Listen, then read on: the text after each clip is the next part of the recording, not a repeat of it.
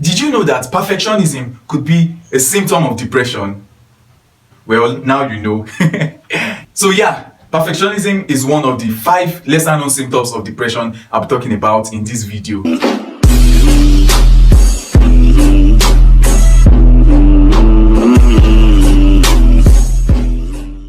Hello, welcome to the Psyche Gym. So this channel is all about mental health talk, mind fitness, mental positivity, and positivity in general concerning your mental health. So be sure to subscribe, click on the notification button so that you can be notified when I post new videos, and together we can stay psyched. So I said it some seconds ago that perfectionism is a lesser known symptom of depression. The perfectionism I'm referring to now is rigid perfectionism. So what is rigid perfectionism? Rigid perfectionism is when you are a perfectionist, but in a way that you can't bend, you can't change your rules, you can't conform. Let me give you an example. So a perfectionist wants a table, for example, to be at a spot. That's perfectionism. It has to be always on that spot in the room.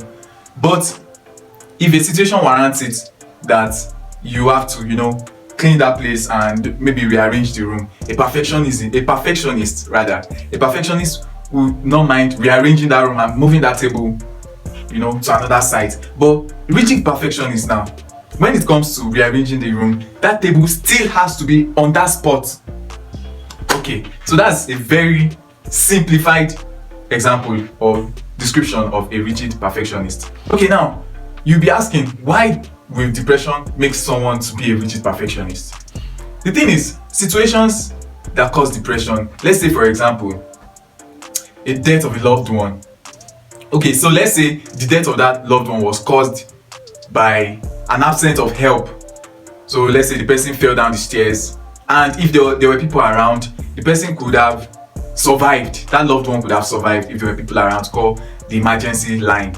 So the person that is now depressed, the person that lost this loved one, will feel that, being perfect now, there's a way the mind conditioned that person to want to be perfect. So you want to, be accurate with time, you want to be accurate with colors, accurate with things, just as a mechanism of coping with that depression of losing that loved one, because you are not perfect, you are not there at the perfect time. So that's why perfectionism, rigid perfectionism, could be a sign of depression. Number 2, inability to concentrate. Okay, have you seen yourself in a room full of people discussing, and then you just zone out? You remember I said this in my previous video that this could be a sign of intelligence. But now, I'm not speaking of you zoning out. I'm speaking of you being even unable to concentrate in the first place. So you're not even zoning out. You've been zoned out from the start of that, your presence in the group of people. Okay, so you're unable to concentrate. You want to read, you have an exam, but your mind can't just focus. You find it so hard to focus. This could be a sign of depression. Now, this next symptom I'll be talking about is very funny to me. It's very funny because let me just say it. That is forgetfulness.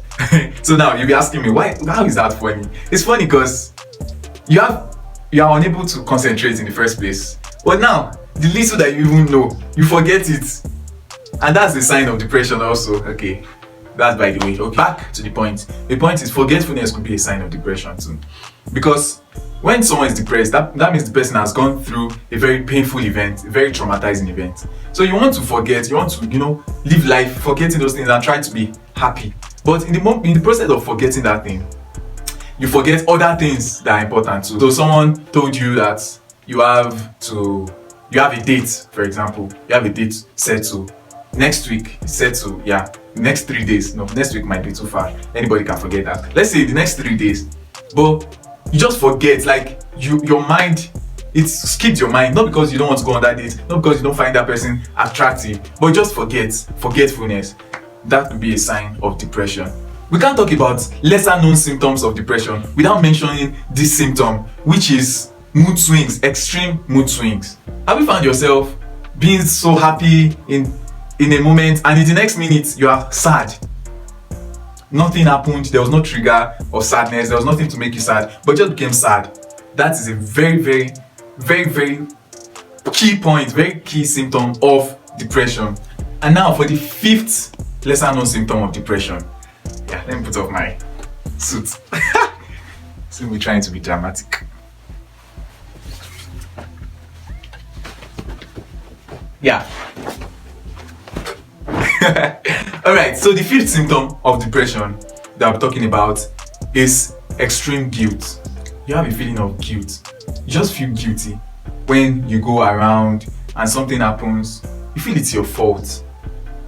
You go to school, the lecturer, is annoyed with the whole class. You feel it's your fault. Things just happen and you feel it's your fault. Even though they don't relate to you. They might relate to you, they might not. But you just feel everything is your fault. You feel guilty. This could be a very, very subtle sign, very less known sign that you are depressed. Okay, I know I've been all dramatic from beginning of this video to this point. And it could seem insensitive of me because depression is not a joke. Depression is not something to be taken with levity because it could cause dangerous effects on the person. It could cause suicide.